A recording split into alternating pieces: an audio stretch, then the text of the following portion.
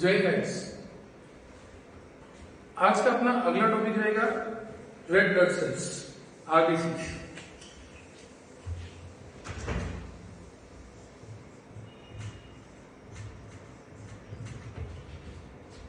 RBC का long form जैसे हम देख रहे हैं, that is known as red blood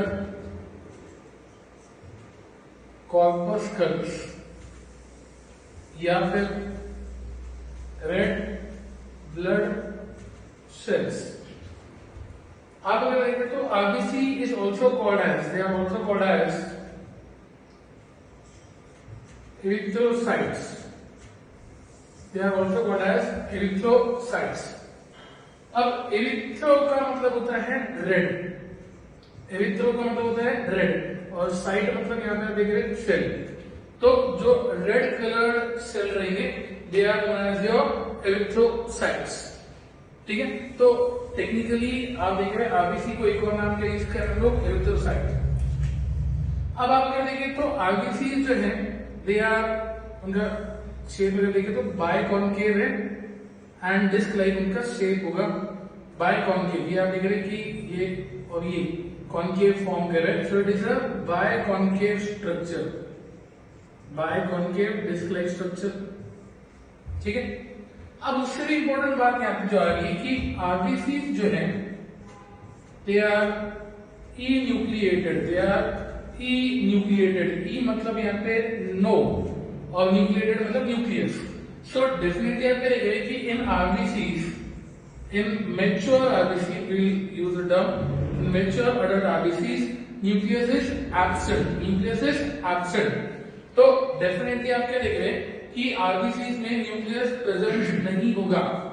अब इसको एक एक्सेप्शन है जहां पे आप देख रहे हैं कि न्यूक्लियस प्रेजेंट होगा, वो एक्सेप्शन रहेगा आपका camel and llama. Camel and llama आप अगर देखें तो they are the exceptions where आप देख रहे हैं कि आरबीसीज में न्यूक्लियस प्रेजेंट होगा। रेस्ट ऑफ द मैमल्स की बात करें तो वहां पे आप देख रहे हैं कि RBCs will be what, enucleated, that means there will be no nucleus as such, no nucleus, nucleus will be absent. Mature RBC में न्यूक्लियस एब्सेंट रहेगा। अब आपके मन में सवाल यह होगा कि भाई ऐसा क्यों, तो उसका जवाब ये है कि आरबीसीज जो है, आरबीसीज का जो मेन काम होता है, आरबीसीज के साइटोप्लाज्म में एक पिगमेंट है, पिगमेंट। और ये पिगमेंट जो होता है ये काम करता है ऑक्सीजन को कैरी करने का, ऑक्सीजन को सप्लाई करने का। तो ऑक्सीजन सप्लाई करने के लिए आरबीसीज में पिगमेंट होता है जिसका नाम है हीमोग्लोबिन, जिसका नाम है हीमोग्लोबिन। क्या नाम है उसका, हीमोग्लोबिन। तो ये एक ऑक्सीजन बाइंडिंग पिगमेंट है। तो आरबीसीज में ज्यादा से ज्यादा हीमोग्लोबिन ऑक्यूपाई हो सके इसलिए न्यूक्लियस को निकाल दिया जाता है, या न्यूक्लियस बाद में डीजनरेट हो जाता है मैच्योर स्टेज में, ताकि ज्यादा से ज्यादा उसमें क्या अकोमोडेट हो जाए, हीमोग्लोबिन। और जितना ज्यादा हीमोग्लोबिन होगा उतना ज्यादा वो इफेक्टिवली से ऑक्सीजन को सप्लाई कर पाएगा, है ना। तो पॉइंट क्या है, आपको अगर पूछे कि आरबीसी में न्यूक्लियस क्यों नहीं होता है भाई, तो उसका आंसर क्या रहेगा कि in order to accommodate more and more haemoglobin, क्योंकि न्यूक्लियस की जो जगह है वो भी अब कौन ले रहे हैं, हीमोग्लोबिन ले रहे हैं। तो इससे क्या होगा, उसकी ऑक्सीजन कैरिंग कैपेसिटी जो है वो बढ़ेगी, ऑक्सीजन कैरिंग कैपेसिटी जो है क्या होगी, बढ़ेगी। अब यहाँ पे इसके बाद अगर हम देखें तो आरबीसी में एक और चीज नहीं होती है सेलोमिक से, आरबीसी लैक माइटोकॉन्ड्रिया ऑल्सो। आप अगर देखें तो आरबीसी में माइटोकॉन्ड्रिया जो स्ट्रक्चर होता है वो भी नहीं होगा। अब इसका मतलब क्या, अब आप अगर देखें आरबीसीज में माइटोकॉन्ड्रिया नहीं है, माइटोकॉन्ड्रिया इज एब्सेंट। क्यों, बिकॉज माइटोकॉन्ड्रिया क्या है, it is a power house. Power house मतलब क्या, यहाँ पे आप देख रहे हैं कि ये फूड को ब्रेक करेंगे ऑक्सीजन की मदद से और इससे क्या रिलीज करेंगे, energy in the form of ATP. तो डेफिनेटली आप क्या देख रहे हैं कि ये क्या कर रहे हैं, ऑक्सीजन को यूज करें। तो सिंपल सी बात है, यहाँ पे अगर ये ऑक्सीजन को यूज करेंगे तो आरबीसी की ऑक्सीजन कैरिंग कैपेसिटी क्या होगी, रिड्यूस होगी, जो कि नहीं होनी चाहिए। तो एज ए रिजल्ट आप अगर देखें तो मैच्योर आरबीसी में माइटोकॉन्ड्रिया भी क्या होगा, एब्सेंट होगा। तो अब सवाल ये आ रहा होगा कि आरबीसीज एक्सपायर कैसे करते हैं, आरबीसीज एक्सपायर एन एरोबिकली, तो आप अगर देखें तो आरबीसी जो है they expire anaerobically, that means they will expire in absence of oxygen. तो यहाँ पे आप क्या देखेंगे, अगर कोई पूछे कि आरबीसी में रेस्पिरेशन कैसा होता है, एरोबिक या एनएरोबिक, तो आंसर क्या रहेगा एनएरोबिक, बिकॉज आप देख रहे हैं एरोबिक रेस्पिरेशन होता है इन प्रेजेंस ऑफ ऑक्सीजन, जो कि आरबीसी के लिए पॉसिबल नहीं है। अब पॉइंट क्या बता कि जो आरबीसी है उनका प्रोडक्शन जो है, ठीक है, आरबीसी का जो प्रोडक्शन है, process of formation of RBC जिसको बोल रहे हैं, तो process of formation of RBC is known as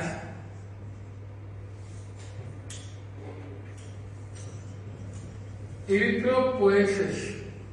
इसको हम क्या बोल रहे हैं, erythropoiesis। erythropoiesis मतलब क्या, process of formation of RBC which usually takes place in red bone marrow of long bones. तो आप अगर देखें तो आरबीसी का जो प्रोडक्शन है उसको एक टेक्निकल वर्ड क्या यूज किया हमने, एरिथ्रोपोएसिस। क्या यूज किया, erythropoiesis. That means process of RBC formation को हम बोल रहे हैं erythropoiesis, that will take place in the red bone marrow of the long bones. अब यहाँ पे आप क्या देख रहे हैं कि आरबीसी का जो काउंट है एक अडल्ट में आरबीसी काउंट कितना बनता है। अडल्ट में आरबीसी काउंट की बात करें तो it becomes like 5 to 5.5 million, 5 to 5.5 million per mm³ of blood। That means आप अगर देखें कि समझो हमने अगर ये क्यूब बनाया, ठीक है, और ये क्यूब जो है इसका सब साइड से जो डायमेंशन है वो 1 mm, तो ये हो जाएगा 1 mm³। तो इसमें जितना भी ब्लड आएगा, इसमें जितना ब्लड अक्यूमुलेट होता है उसमें 50 से 55 लाख आरबीसी प्रेजेंट रहेंगी। तो इसी को हम क्या बोलते हैं, आरबीसी काउंट, जो कि कितना हो गया 50 से 55 लाख पर mm³ ऑफ ब्लड।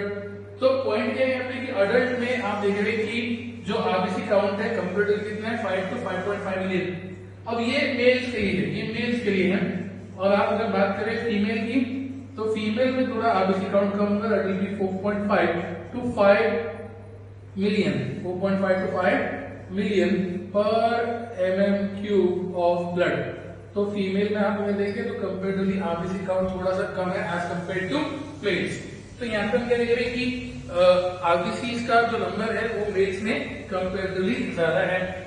अब यहाँ पे अगला पॉइंट हम डिस्कस करेंगे, that will be the life span.